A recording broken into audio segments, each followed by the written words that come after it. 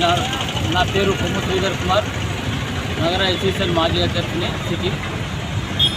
ఈనాడు BJP ప్రభుత్వం మొండి వైఖరిగా మరి దళిత క్రైస్తవులను మరి రిజర్వేషన్ కల్పించకూడదని ఒక ప్రచారాన్ని తీసుకుంటా సుప్రీంకోర్టుతో ప్రైవేట్ కేసు తీసుకుంటా మరి ఇటువంటి రిజర్వేషన్లు రద్దు చేసే ప్రక్రియలో ముందుంటారు.